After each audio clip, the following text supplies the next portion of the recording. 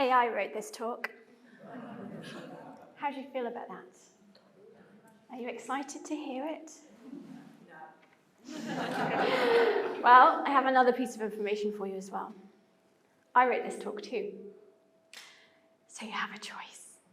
Would you like to hear the AI version or my version? Have you decided? Hands up for AI. Hands up for just I. That's an amazing vote of confidence. Thank you very much. I'll do my version. And I'll keep in the personal anecdotes and stories that AI would edit out because I like it better that way. And hopefully you will too. AI has changed the world suddenly and without our consent. We've all been impacted. We now have access to tools that will write for us, draw for us, and even make our music. So what happens to creativity? Is this a complete disaster for our brains, our creative future, and the whole essence of humanity? Or could there be ways to harness new technologies that actually make us more creatively alive? Well, you might be pleased to know this talk is not about the death of creativity. It's about why it matters more than ever. Let's begin. It's no use going back to yesterday because I was a different person then. If that quote seems familiar, that's because it was taken from one of the most popular stories of all time, written by Charles Lutwidge Dodgson and published in 1865. Charles was avidly creative and grew up making up stories, games, and puppet shows with his siblings. He excelled at school and was eventually sent away to boarding school, which was academically rigorous and completely miserable. One of his schoolmates famously escaped one day and was found sometime later riding a circus elephant. Take a moment to imagine the scene. Now, hold on to that mental image because it's highly relevant. You can laugh. Because have you ever had the impulse to prise your eyes away from your laptop screen and to-do list and do something wild and creative instead? There's a new job out there that you might have heard of. You might even have taken it up. It's called spreadsheets. What industry are you in? I'm in spreadsheets. No way, I'm in spreadsheets too. According to research by Acuity Training, 2/3 of office workers use spreadsheets at least once an hour. In fact, we look at a spreadsheet every 16 minutes on average. 16 minutes. That's about the length of this talk. So here's a lovely one for your delectation. It's beautiful. We've started using a new word to describe a feeling of exhaustion and inadequacy that comes along with the daily pressures of being an adult human in our culture. We call it adulting. I think that's really depressing. Many of us feel like our day-to-day tasks require us to behave like robots, desperately trying to squeeze every last remaining drop of productivity out of each day before we collapse on our pillow, only to start all over again. Well, Charles grew up and he got a day job too. He became an Oxford mathematics professor, a real spreadsheet hero, if you will. But he didn't stop creating. He made up maths puzzles, took up early photography, and one day on a boat trip with some friends, he spontaneously made up a story that he later on decided to write down. Records show that he considered several options for the title. Should it be Dreamland, Fairyland, and eventually he settled on Alice in Wonderland. Charles Dodgson became much better known by his pen name, Lewis Carroll. Carroll was at the peak of mathematical and academic knowledge, but it was his daily creative playing that gave him the space to think and to do his best work.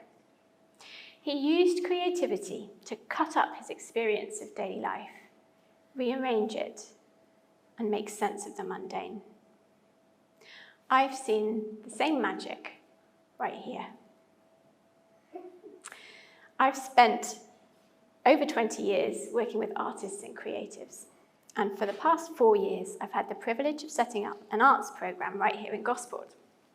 Over those 4 years, the projects I've run have seen 12,935 engagements in new arts experiences in this town, with 2,309 participations in arts activities and workshops. Through it all, this is what I've learned. More and more, we desperately need to escape the pressures of daily life and take the time to be refilled and refueled by wonder. And the good news is that creativity can detox us from our overwhelm and give us our life back. So, here are 3 reasons AI can't kill Dreamland. Number 1,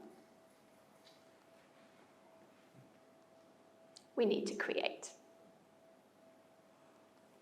That longing you feel to escape the desk is an inbuilt call to access an underutilized superpower. Why superpower? Well, we're facing a mental health and well-being crisis, but participating in arts activity has been shown to reduce stress hormones while increasing endorphin and dopamine levels, which also makes it a great form of pain relief. According to Arts and Minds, art therapy can reduce symptoms of depression by over 70%.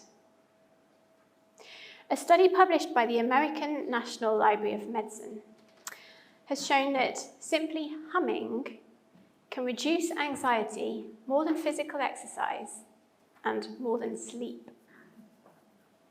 Loneliness is epidemic, but joining an arts activity gives us connection. Even just seeing something made by another human makes us feel less alone.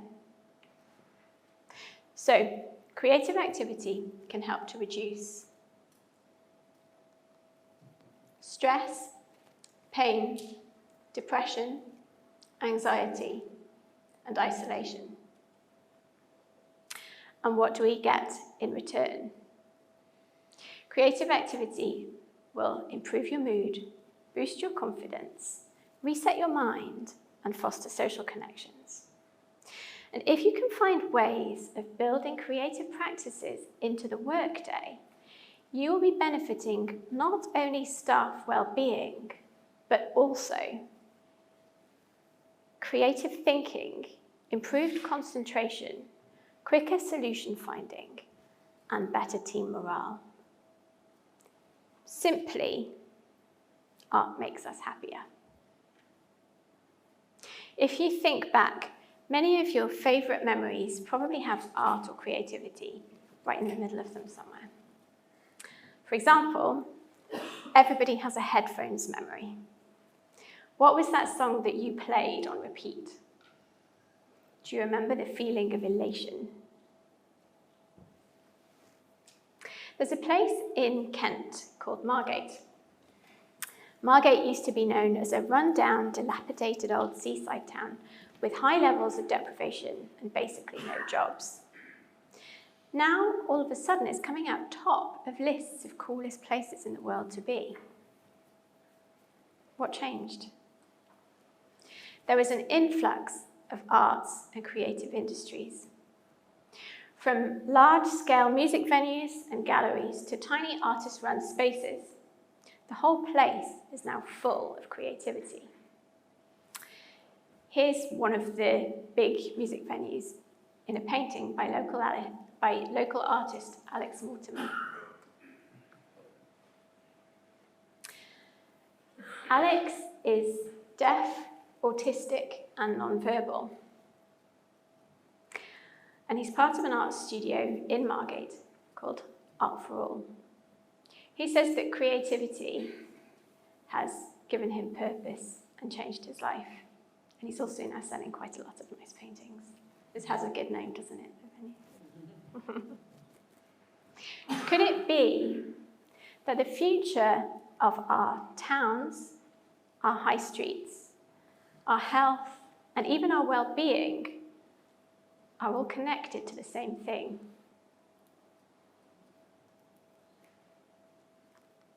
Two, we need meaning. AI will generate a beautiful image, but it can't give it soul. A machine can save you time writing an email, but how much more do you value a handwritten letter as a result? If there's no meaning in it, said the king, that saves a world of trouble, you know, as we needn't try to find any.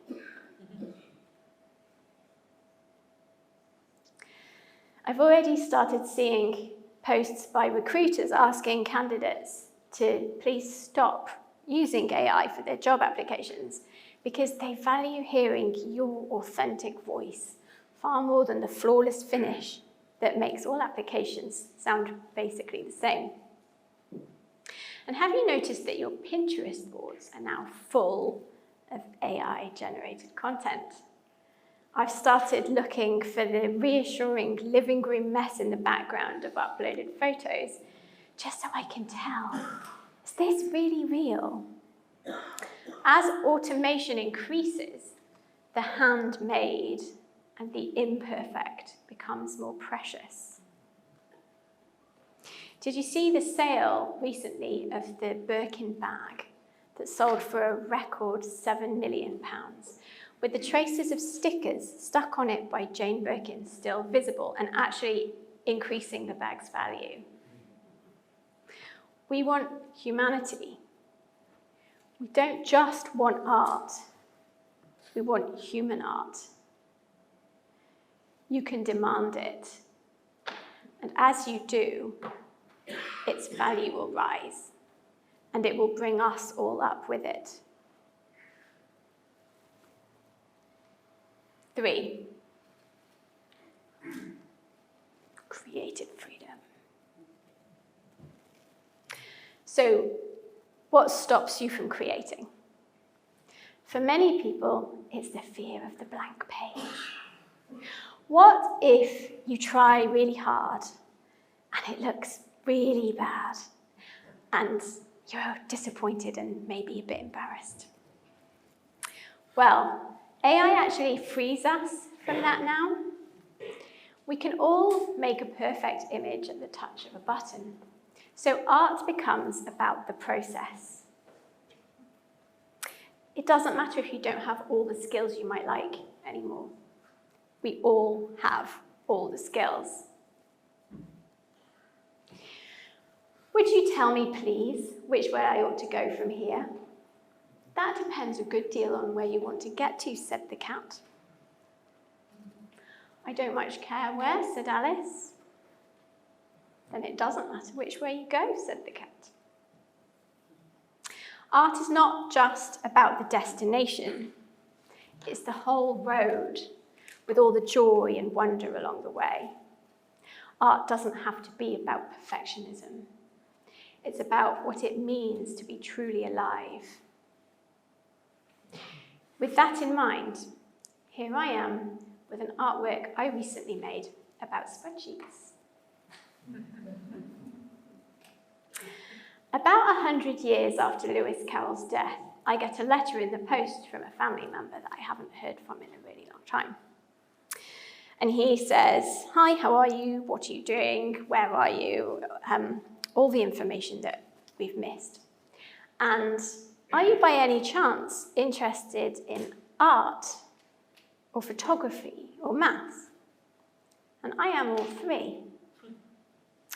And it turns out he's been looking into family history, and he tells me I have Dodgson heritage that can be traced all the way back to the family of a writer and photographer named Charles. Did you know he was a Dodgson? And I find out I'm related to Lewis Carroll. Looking into his photography, it also turns out I bear some resemblance to the real Alice, which I thought you might like to see, although that part of the story is completely inconsequential. Can you tell the difference? So what about AI? Carol's story shows us that creativity and logic are not opposites. They're two sides of the same coin. Or the looking glass, maybe. I suggest you approach AI as you might a Cheshire cat. Enjoy its weirdness and its capabilities. Ask it for help if you need to, but don't rely on it to direct you too far. Remember that it will appear and dissipate in many different forms, but its environment and your real life story are lasting and matter. And if it saves you 5 minutes from your day, don't use them staring at another spreadsheet. Pick up a pencil, join a workshop, sound a trumpet, and let the light back in. Because Dreamland isn't going anywhere. Dreamland is in us. Dreamland is us. AI can't kill it. Only we can, by forgetting how to use it. So find your elephant. Step into Dreamland. It's time for recess.